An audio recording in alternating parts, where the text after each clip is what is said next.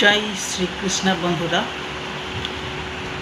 আজকে শুভ জন্মাষ্টমী। তাই মা শ্রীলোকা টিউটোরিয়ালের পক্ষ থেকে সকলকে জানাই শুভ জন্মাষ্টমী শুভেচ্ছা। আজকে আমি ভিডিওটা বেশি বড় করব না, কেননা বুঝতেই তো পারছো বাড়িতে অনেক কাজ, যেহেতু আজকে জন্মাষ্টমী তো তাই সবার বাড়িতেই মোটামুটি একটা গোপাল পুজোর একটা আয়োজন করা হয়ে থাকে। তা আমাদের বাড়িতেও সেরকম হয়েছে, এই জন্য অনেক কাজকর্ম আছে, তাই বেশি বড় ভিডিও করব না।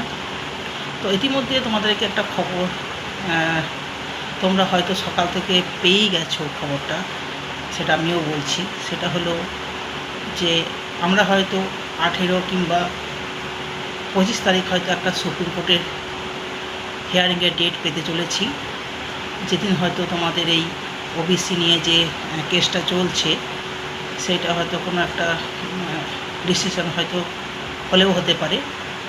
কিন্তু এখন থেকে আমরা কোনো রকম আশা করব না, কেননা আমরা 11 তারিখ খুব আশা করেছিলাম যে হয়তো আমরা একটা ভালো কোনো খবর পাবই, কিন্তু সে আশাটা আমাদের ভঙ্গ হয়েছে। আবার এই 14ই আগস্টও একটা ভেবেছিলাম ডেট পেয়েছি, তাই এদিনও হয়তো আমাদের সমস্যার কিছুটা সমাধান হবে, কিন্তু সেদিনও আমরা আশা ভঙ্গ আমাদের হয়েছে বা আমরা আশাহত হয়েছি। তাই বেশি আশা আমি করছি না।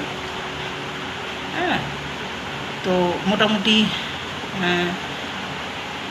যেটা বলার সেটা হলো যে দেখো, একদম আশা ছেড়ে দিলেও আবার চলবে না, কেননা মানুষ তো আশা নিয়ে বাঁচে, তাই আশা আমাদেরকে করতেই হয়। কথাতেই বলে যতক্ষণ শ্বাস ততক্ষণ আস। আবার এটাও বলে যে আশায় আশায় বাঁচে চাষা।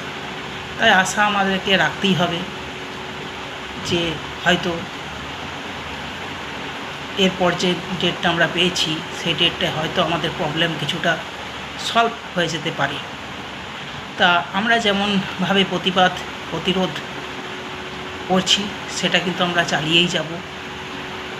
আমাদের কথাই বলে না, 5 বার বলতে বলতে একবার সে কথা পৌঁছে যায়, তাই আমরা বলতেই থাকবো যতক্ষণ না আমরা হাতে নাতে ফল যতক্ষণ না পাচ্ছি। হাতে নাতে ফল যেদিন আমরা পাবো সেদিন আমরা বুঝবো যে আমরা আমাদের লক্ষ্যে সফল হয়েছি। তাই যতক্ষণ না আমরা হাতে হাতে ফল না পাচ্ছি ততক্ষণ কিন্তু আমরা আমাদের বিভিন্ন রকমভাবে যে আন্দোলন, সে আন্দোলন কিন্তু আমাদের চলতেই থাকবে।